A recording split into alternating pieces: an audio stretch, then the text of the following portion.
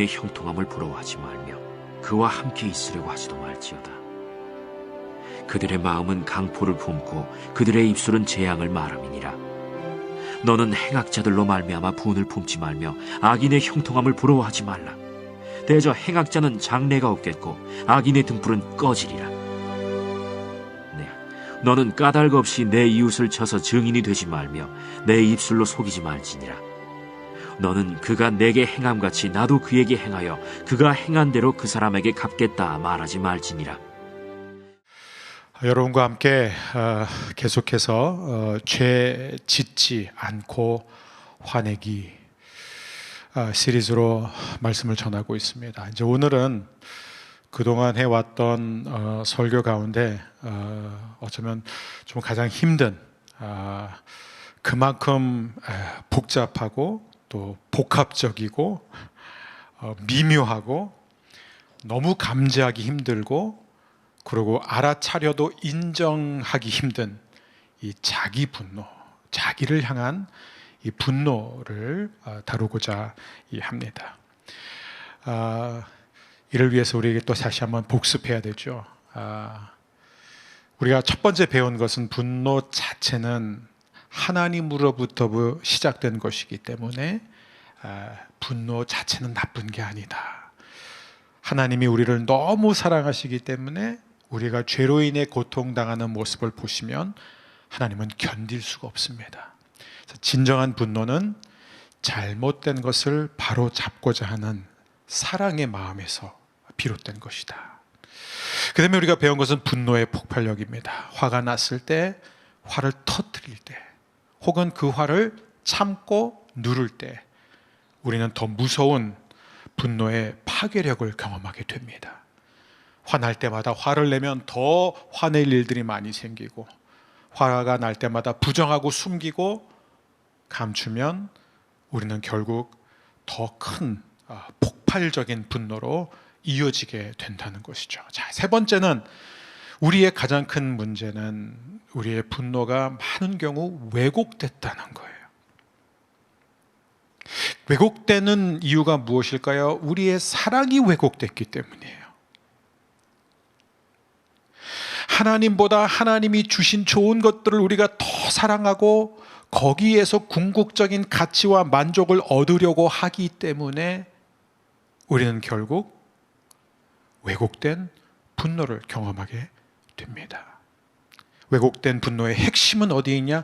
우상 숭배에 있는 거예요. 하나님보다 다른 것들을 사랑하는 것. 그 다음에 우리는 부부편 그리고 부모와 자녀편을 통해서 구체적으로 우리가 일상에서 맺는 관계 속에서 이 분노를 어떻게 다뤄나갈 것인가를 잠시 배웠습니다. 힘들고 어려운 숙제이고 우리가 평생 육신을 입고 사는 동안에 풀어나가야 할 과제이기도 합니다. 그러면서 우리는 점점 예수님을 닮아가는 것을 배우게 되는 거죠. 자, 오늘은 아까도 나눴듯이 굉장히 복잡하고 어렵고 미묘한 주제를 다룹니다. 자기 분노예요, 자기 분노. 그래서 오늘은 크게 두 가지를 나누고 싶은데, 첫 번째는 자기에게 화가 나는 이유들에 대해서 나누고, 두 번째는 나를 화나게 하는 진짜 이유, 이 두 가지를 나누고 싶습니다. 자, 모든 사람들은 다 자기한테 화가 나 있는 상태로 살아갑니다. 자기한테 화를 내는 방식이 다를 뿐이지 우리는 어느 정도 다 자기 자신에 대해서 화를 내면서 살아요. 그죠? 내가 아까 왜 그 말을 했지? 내가 왜 그런 행동을 했을까? 이게 우리가 후회, 부끄러움, 죄책감 이렇게 표현하지만 사실 이것은 뭐예요? 자기를 향한 분노라는 것이죠. 자, 자기에게 분노하는 원인은 무엇이냐면 자기가 원하는 대로 살지 못할 때예요. 자기가 기대하는 대로 자기의 인생이 풀리지 않으면 우리는 자기 분노를 경험하게 됩니다. 자기 자신에게서 뭐가 잘못됐다는 것을 보는 순간. 근데 이게 참 이제 믿음이 있는 사람한테는 이게 더 심각해요. 신념이 강하고 자신의 믿음이 확고한 사람은 무엇이 하나님의 뜻인지 분명히 알기 때문에, 자신이 어떻게 살아야 되는지를 너무나 분명히 알기 때문에, 그리고 자신이 믿음이 있다면은 하나님이 원하시는 대로 살 수 있다고 생각하기 때문에 하나님이 원하는 대로 살지 못하는 자신의 모습을 볼 때마다 죄책감을 느낍니다. 이게 사실 분노예요. 자기 자신한테 자꾸 실망하는 것입니다. 그래서 말씀을 읽을 때마다, 하나님의 뜻을 깨달을 때마다 우리는 왜 나는 이렇게 못 살까? 더군다나 우리가 겉으로 잘못하는 것뿐만 아니라 하나님의 말씀을 보면 우리가 생각으로, 마음으로 짓는 죄까지도 다 죄로 규명하니까 이게 더 힘든 거예요. 내가 왜 또 그런 생각을 품었을까? 내가 왜 저 사람을 위했을까? 내가 이런 상황에서 왜 질투하지? 내가 왜 거짓말을 했지? 내가 왜 과장을 했지? 뭐 등등등등. 그러니까 우리는 계속해서 자기 자신과의 이 텐션이 있다라는 거예요. 자, 이럴 때 자기 분노의 표현들은 다양하지만 자기 분노를 경험할 때 우리가 주님 앞에 그 문제를 가지고 나가서 회개하고 엎드리면 하나님 앞에 용서를 받고, 우리는 그런 과정을 반복하면서 점점 죄를 멀리하고 점점 더 죄를 이기는 능력이 생겨나고 성화를 이루어가게 되는 거예요. 예수님 닮아가는 거예요. 근데 문제는 뭐냐면 많은 사람들이 신앙생활하면서 그런 문제 앞에 곧바로 회개하지 않는다는 거예요. 그걸 자꾸 부정합니다. 그걸 자꾸 삼켜요. 그래서 의외로 교회 다니는 사람들이 이 분노를 상당히 많이 내면화한다는 거예요. 사역자들, 목회자들 사이에 이 자기 분노가 굉장히 많아요. 설교를 하고 말씀을 가르치지만 정말 거기에 걸맞지 않게 너무 괴리감 있게 살아가는 자신의 모습을 보면서 자괴감을 느끼는 게 많은 목회자들의 현실적인 고민입니다. 그래서 이게 이제 신앙생활을 하다 보면 나중에 이제 엉뚱한 생각까지 들어요. 어떤 생각? 나는 역시 복받을 자격이 없는 사람이야. 나는 쓰레기 같은 인간이야. 나 같은 죄인을 어떻게 하나님이 사랑하시고 기뻐하실 수 있겠어? 이런 생각까지 한다는 것이죠. 자, 이 자기에 대해서 갖는 분노를 우리는 크게 두 가지로 볼 수 있는데, 하나는 자기가 잘못해서 느끼는 분노고, 또 하나는 자기 잘못, 자기 의지와 상관없이 생겨나는 분노예요. 첫 번째는 좀 단순해요. 명백합니다. 자기가 실수해서, 자기가 잘못해서 그래서 화가 나는 거예요. 지난주에 이 자녀편 설교를 들으면서, 그래, 내가 정말 우리 아이가 미숙한 아이고 아직 이 분노를 다스리는 훈련을 못 받은 철없는 아이이기 때문에 성숙한 내가, 엄마 아빠인 내가 이 아이를 받아줘야지 했는데 그냥 돌아가자마자 또 폭발해서 또 터뜨렸어요. 그러면 아휴, 내가 또 실수했구나. 그렇죠? 더 심각한 문제는 뭐예요? 술을 안 마시려고 했는데 또 술 마시고, 또 술 취하고, 또 폭력을 행하고, 폭언을 하고, 또 거짓말하고, 또 더러운 생각을 하고, 그럴 때마다 내가 또 잘못했구나. 그러면서 우리는 자책감, 자괴감, 심지어 무기력증을 앓게 됩니다. 근데 문제는 뭐냐면 인간의 죄성 때문에요. 그럴수록 겉으로는 더 당당하고 그리고 뻔뻔해진다는, 그게 인간의 특징이에요. 여러분, 죄를 짓는 사람은요, 죄가 반복되면요 굉장히 담대해집니다. 대범해져요. 그래서 작은 죄를 짓고 그 작은 죄를 해결하지 않은 사람은 큰 죄 앞에서도 마음이 불편하지 않아지는 거예요. 그게 우리가 창세기를 통해서 인간의 죄의 역사를 보게 되면 이게 시간이 가면 갈수록 죄가 점점 더 커지고 인간은 점점 더 대범해진다는 거예요. 그래서 더 쉽게 화내고 더 많이 화를 내요. 그리고 어떤 문제가 생기고 다툼이 일어나면 절대로 받아들이거나 인정하지 않습니다. 자, 근데 두 번째는 뭐냐면 자기 잘못과 상관없이 생겨나는 일 때문에 화가 나는 거예요. 예를 들어서 불우한 환경이에요. 자기의 선택과 상관없이 태어나자마자 생모가 자신을 버립니다. 그럼 자기는 나는 난 부모도 나를 버린 사람, 이런 생각을 갖고 자라난 거죠. 부모의 이혼을 겪고 또 성폭력을 당하고 신체에 장애를 갖고 태어나고 열심히 일했는데 어려운 경기 때문에 이 회사에서 구조조정의 대상이 되는 거예요. 잘리는 거예요. 그러면 나는 역시 쓸모없어. 나는 태어나지 않았어야 돼. 나는 도움이 되지 않아. 이런 생각들이 우리 안에 들어오기 시작하는 거예요. 근데 굉장히 애매한 경우도 있어요. 열심히 공부해서 꿈의 학교를 갔는데 갑자기 몸에 병이 옵니다. 그래서 휴학을 하게 되고, 그리고 학교를 중간에 포기해야 돼. 이건 그 사람의 잘못이 아니에요. 병이 생긴 거예요. 몸이 아픈 거예요. 또 더 애매한 것들이 있습니다. 이거예요. 외모 컴플렉스. 여러분, 얼마나 많은 사람들이 자기 외모 때문에요, 분노가 있는지 몰라요. 저를 한 번만 따라해줘. 못생긴 건 죄가 아니다. 죄가 아니에요. 근데 많은 사람들은 자기 선택, 자기 의지와 상관없이 자기가 그렇게 생긴 거에 대해서 그렇게 컴플렉스, 자기 체형에 대해서, 자기 성격에 대해서, 왜 난 저 사람처럼 저렇게 활달하지 못하지? 왜 난 저 사람처럼 저렇게 말재주가 있지 않을까? 왜 나는 저 사람처럼 그냥 누구하고든지 잘 어울리지 못할까? 왜 나는 외톨이지? 왜 나는 왕따를 당할까? 왜 나는 인기가 여러분, 이거는 자기 잘못 때문에 생겨난 문제가 아니에요. 근데 우리는 그걸 갖고 뭐예요? 죄책감을 가져요. 자기가 잘못했다고 생각해요. 이런 낮은 이 자존감, 이런 상처가 우리 안에 있다는 것입니다. 이 부분을 우리가 왜 알아야 되느냐? 또 여러분, 많은 사람들은 내가 공부를 잘해서 좋은 대학 가면은 얼마나 좋아요. 근데 공부 열심히 했는데 성적이 안 나와. 자기가 원하는 대학에 들어가지 못했어요. 남은 정말 좋은 직장에 취직해서 잘 나가는데 나는 별 볼 일 없는 직장에 취직했는데 거기서도 성공을 못해요. 그러면 어떻게 돼요? 또 분노가 생기는 거예요. 왜 나는 성공하지 못하고, 왜 나는 사람들이 나를 알아주지? 여러분, 이 모든 문제가 뭔지 아세요? 전부 다 외적인 기준이에요. 생긴 거, 뭐 성격, 사회성, 내 관계, 이게 다 뭐냐면 남들이 나를 인정해주지 않는 것에서 오는 분노. 자, 우리가 자기 분노를 들여다보면서 과연 내가 느끼는 이 분노는 정당한 분노인지 아니면은 잘못된 분노인지, 나와 상관없는 왜곡된 분노인지를 알아야 됩니다.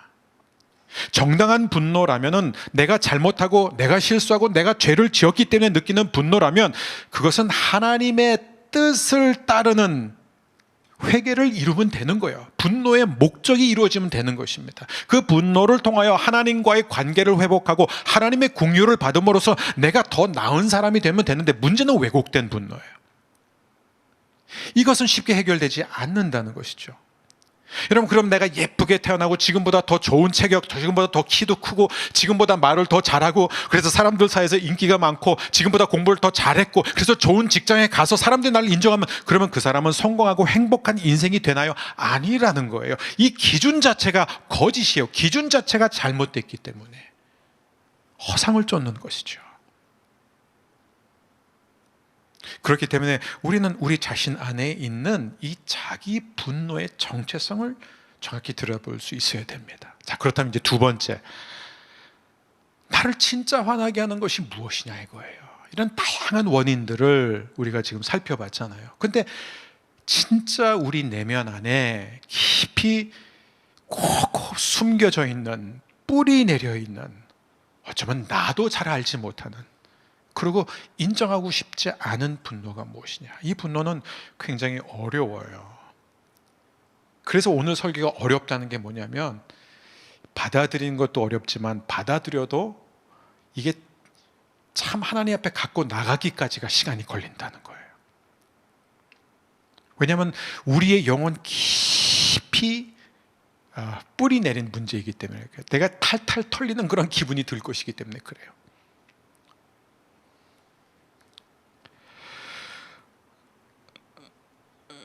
여러분, 잠언, 물론 성경 전체도 그렇지만 특별히 우리가 잠언에서 지금 이 분노 문제를 많이 다루는 것을 보게 되죠. 왜 잠언이 이렇게 분노에 관한 것을 그렇게 여러 번 반복하면서 가르칠까요? 왜냐하면 이게 지혜와 관련된 거예요. 삶 속에서의 지혜, 하나님이 주시는 지혜와 관련된 거예요. 여호와를 경외하는 것이 바로 지혜의 시작이요 근본이잖아요. 자, 그러면은 지혜는 무엇이냐 이거예요. 지혜는 무엇이냐? 무엇이 지혜로운 삶이냐? 지혜는 화를 터뜨리는 것도 아니고 화를 참는 것도 아니다. 그게 잠언의 가르침이에요. 우리는 이 땅에 살면서 다 화가 나는 상황들을 끊임없이 만날 수밖에 없지만, 근데 그럴 때마다 화를 내거나 아니면 화를 참는 것은 지혜로운 게 아니라 노를 더디하는 것이다. 자, 그럼 노를 더디하는 것은 무엇이냐? 나중에 화내는 얘기가 아니라 지혜롭게 화를 내는 사람이에요. 화를 내되 죄를 짓지 않는 사람입니다. 자, 그러면 우리는 어떻게 분노를 잘 관리할 수 있느냐? 우리가 화가 날 때마다 어떻게 그 분노를 잘 다루게 될 수 있느냐? 그걸 우리가 배워야 되는 거예요. 자, 그 의미에서 오늘 자기 분노에서 핵심을 찌르는 하나의 말씀이 있습니다. 그게 바로 잠언 24장이에요. 24장 1절부터 뭐라고 되어 있냐면 너는 악인의 형통함을 부러워하지 말고 그와 함께 있으려고 하지도 말라. 그 다음에 또 19장으로 가면 너는 행악자들로 말미암아 분을 품지 말며 악인의 형통함을 부러워하지 말라 이렇게 말하고 있어요. 계속해서 내가 세상적인 기준으로 볼 때 나보다 더 잘나고 잘 되고 있는 사람들, 더 행복하고 더 성공한 사람들을 보면서 분을 품지 말고 그들을 부러워하지 말라라고 얘기하고 있습니다. 자, 그러면서 이제 28절과 29절에서 우리가 이 부분은 같이 읽었으면 좋겠어요. 우리가 한 목소리로 우리 현장에 계신 분들, 우리 인터넷으로 함께 예배하는 분들 함께 읽겠습니다. 너는 까닭 없이 내 이웃을 쳐서 증인이 되지 말며 내 입술로 속이지 말지니라. 너는 그가 내게 행함같이 나도 그에게 행하여 그가 행한 대로 그 사람에게 갚겠다 말하지 말지니라. 재밌어요. 자, 너는 까닭 없이 아무 이유 없이 어떤 사람에 대해서 증인이 되지, 쳐서 그 사람에 대해서 거짓 증언 같은 걸 하지 말라는 것입니다. 내 입술로 속이지 말라, 내 입술로 거짓말을 하지 말라라고 하면서 29절이 뭐냐면 너는 그가 내게 행한 같이 나도 그에게 행하여 그가 행한 대로 그 사람에게 갚겠다 말하지 말라. 자, 여기서 지금 누가 누구에게 말하고 있는 걸까요? 이게 핵심이에요. 누가 누구에게 말하고 있어요? 자기가 자기에게 말하고 있는 거예요. 지금 혼자 얘기하고 있는 거예요. 너 나한테 이렇게 했지. 너 나 무시했지. 너 내가 원하는 거 뺏어갔지. 너 내 자존심 짓밟았지. 네가 나한테 한다로 나도 너에게 행할 것이야 라고 말하지 말라라는 거예요. 여러분, 여기서 하나님의 아주 중요한 교훈이 있어요. 메시지가 무엇일까요? 나를 화나게 하는 것은 실제 나에게 일어난 일 때문이 아니라 지금 나에게 일어난 일에 대해서 내가 내 자신에게 무엇을 말하느냐에 따라서 결정된다는 것입니다. 이게 자기 분노의 핵심이에요. 나를 화나게 한 것은 지금 누군가가 나에게 한 그 말 때문이 아니라 사실은 뭐예요? 누군가가 나에게 한 그 말에 대해서 내가 나에게 뭐라고 말하고 있느냐. 나를 화나게 하는 것은 내가 지금 뭔가를 잃어버렸기 때문에 화가 나는 것이 아니라 내가 잃어버린 것이 나에게 구체적으로 어떤 의미인지를 내가 내 자신에게 말해주는 것에 따라서 결정된다는 거예요. 나를 화나게 하는 것은 누군가가 내가 원하는 것을 주지 않았기 때문에, 누군가가 나를 거절했기 때문이 아니라 내가 그토록 원하는 것을 얻지 못한 사실 앞에서 나는 그것 없이는 행복할 수 없어, 나는 그것 없이는 만족할 수 없어 라고 내가 내 자신에게 말하는 것이라는 거예요. 결국 나를 화나게 하는 것은 우리가 깊이 들여다보면 나에게 일어난 일 혹은 누가 나에게 한 말이 아니라 내가 그것을 어떻게 받아들이고 어떻게 해석하느냐에 있습니다. 여러분, 성경에 신앙의 사람들을 보면 우리는 금방 알 수 있어요. 예수님을 예로 볼까요? 예수님은 이 땅에 계시는 동안에 죄가 없으심에도 불구하고 가시던 곳마다 반대와 조롱과 폭언과 심지어 폭력까지. 근데 예수님은 한 번도 원수를 갚아달라고 기도하신 적이 없어요. 한 번도 그들을 미워하신 적이 없습니다. 예수님은 너무나 우리와 차원이 다른 분이니까 그러면 다른 인간을 한번 볼까요? 바울을 보세요.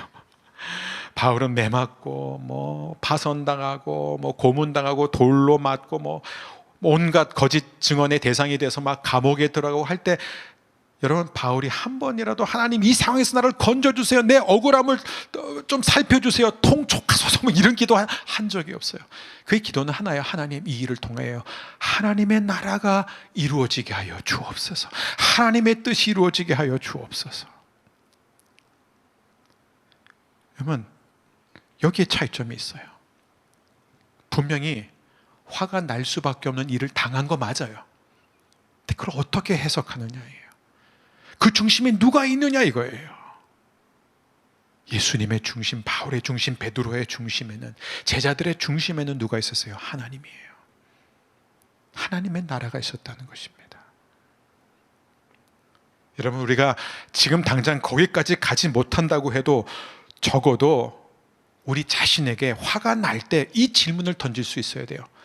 내가 이렇게까지 화가 나는 이유가 뭘까? 이거예요.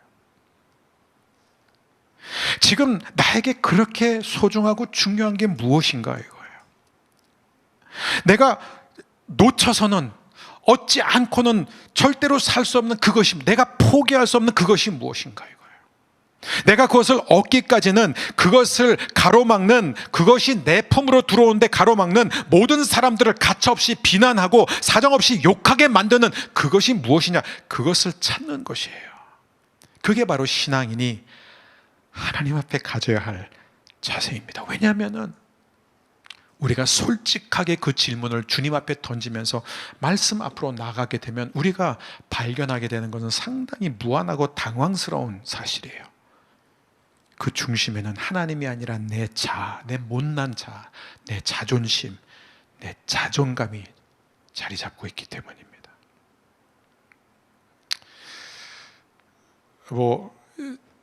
이제 우리나라에서는 이제 아무래도 이렇게 운전하면서 겪는 이 스트레스가 상당히 많죠. 그렇죠? 그래서 저는 어떤 친구한테 물어봤어요. 너는 이렇게 운전하면서 한 번도 화난 적이 없냈더니 자기는 여태까지 운전하면서 한 번도 화난 적이 없대요. 그래서 제가 그 친구 운전하는 거 옆에서 몇 번 보니까 이해가 되더라고요. 남을 화나게 하지 자기는 화낼 일이 없어요. 화낼 자격이 없어요. 근데 대부분의 사람들 운전하다 보면 화나죠. 그렇죠? 화나는 일이 많아요. 스트레스 받죠. 물론 차가 막 짜증 날 정도로 막힐 때도 있고, 또 신호등이 계속 이렇게 내가 또 진입하려고 그러면 이제 빨간불로 바뀌고, 근데 또 하나는 뭐예요? 정말 그 차선을 잘 지키는 사람들은 바보가 되는 그런 현실을 우리가 수없이 보게 됩니다. 그냥 새치기 하고 끼어들고 이런 현실 앞에서 이제 우리가 운전에 있어서 참 지혜가 필요해요. 그냥 막 속상한, 아이들 때문에 막 속상한 상태에서 운전자를 잡았는데, 근데 앞차가 느리게 가면 막 화가 나는 거예요. 중요한 약속이 있어서 갔는데 내가 시간 계산을 잘못한 거예요. 그래서 늦게 출발했어요. 근데 본의 아니게 차도 많이 막히고 또 앞차도 되게 느리게 하고, 그리고 가는 곳마다 차들이 끼어들면 자꾸 이제 분노가 이제 쌓이는 겁니다, 안에서. 근데 우리가 볼 때는 이게 신호등 때문이고 이게 환경 때문이고, 차가 왜 이게 인간들은 다 차를 가지고 나와가지고 이래 막 이렇게 우리는 말하고, 이 나라는 역시 소망이 없어, 살 곳이 못돼, 막 이런 말까지 하면서, 그리고 앞차를 껴들면 앞차를 향해 막 혼자서 막 그냥. 그래서 가끔가다 우리 블랙박스 틀어보면 재밌을 것 같아요. 그렇죠? 근데 그게 가만히 들여다보면 뭐예요? 이게 굉장히 복합적인 거예요. 이게 굉장히 미묘해요, 이게. 근데 사실 보면은, 제 자신을 보면 제가 굉장히 여유 있게 출발하잖아요. 차 막혀도 화 안 나요. 앞차가 껴들어도 그냥 괜찮아, 껴들어, 괜찮아, 아무 문제 없어요. 근데 이제 계산을 잘못했을 때, 아니면 마음이 안 좋을 때, 그때는 이제 굉장히 예민해지는 거죠. 여러분, 우리가 확인해야 되는 것은 항상 그거예요. 화가 날 때, 누구 때문이든 환경 때문이든, 내가 왜 이렇게까지 화가 날까? 지금 나한테 중요한 게 무엇인가? 지금 내가 빼앗기면 참을 수 없는 게 무엇인가? 이거를 보는 자만이 자신의 분노를 인정하고 책임질 수 있게 됩니다. 근데 이거를 보지 못하면 항상 남 탓이에요. 너 때문에, 환경 때문에, 이것 때문에 내가 이렇게 화가 났다. 해결이 안 되는 거예요. 저는 오늘 한 예를 들고 오늘 말씀을 마무리하고자 합니다. 이 두 여인이 있었어요. 근데 두 여인 다 청소년 아들을 키우고 있습니다. 근데 두 여인 다 이 부부 문제 때문에 이제 상담을 받은 거예요. 남편이 용서가 안 되는 거예요. 자신 기준으로 볼 때 남편이 너무 무능하고 형편없고 이 용서가 안 되는 거예요. 너무 힘든 거예요. 남편이 배기 싫은 거예요. 상담을 받는데 둘 다 같은 말을 듣으면 남편을 받아주세요. 남편을 용서해야 됩니다. 그런데 이제 한 여인은 그 말을 듣고 이제 가서 남편을 용서하는데 성공했어요. 근데 다른 여인은 그 말을 듣고 설명을 다 듣고도 남편을 용서하지 못합니다. 근데 재미있는 사실은 자신의 남편을 용서하는데 성공한 이 여인은 자신의 남편을 용서하지 못한 여인보다 훨씬 더 용서하기 힘든 남편을 두고 있었어요. 이 남편이 훨씬 더 대책이 없는 그런 사람이었던 거예요. 자, 그런데 어떻게 용서하기 더 힘든 남편을 둔 이 여인은 용서를 하는데 성공한 반면 그래도 이 여인의 남편보다는 용서하기가 훨씬 더 수월했던 덜 형편없는 남편을 둔 이 여인은 왜 남편을 절대 용서하지 못했을까요? 문제가 어디에 있었을까요? 남편에게 있는 게 아니에요. 여인에게 있었어요. 본인에게 있었어요. 왜냐하면 이 여인의 경우 이 여인에게 가장 중요한 것은 아들이었어요. 아들의 사랑이에요. 아들의 인정을 받는 거예요. 아들과의 친밀함이었어요. 이 아들이 엄마의 사랑을 알고 엄마를 사랑해 주면 이 여인은 너무 행복해요. 다른 거 다 필요 없어요. 바랄 게 없어요. 살아갈 이유가 있는 거예요. 근데 내 삶의 마지막 희망인 이 아들이 내 마음을 알아주지 않고 받아주지 않고 그리고 엄마를 사랑하지 않으면 이 여인은요 더 이상 살아갈 이유가 없는 거예요. 이 여인은 너무나 고통스러워서 견딜 수가 없었던 것입니다. 그러니까 누구든지 자신과 이 아들의 관계를 가로막는 사람이면 남편이든 다른 사람이든 환경이든 이 여인은 가차없이 공격을 하는 거예요. 절대로 용서하지 못하고 용납하지 못하는 것입니다. 자, 문제는 뭐냐면은 이 여인이 크리스찬이라는 거예요. 교회를 열심히 다닙니다. 하나님 믿어요. 성경 공부해요. 근데 뭐가 문제냐?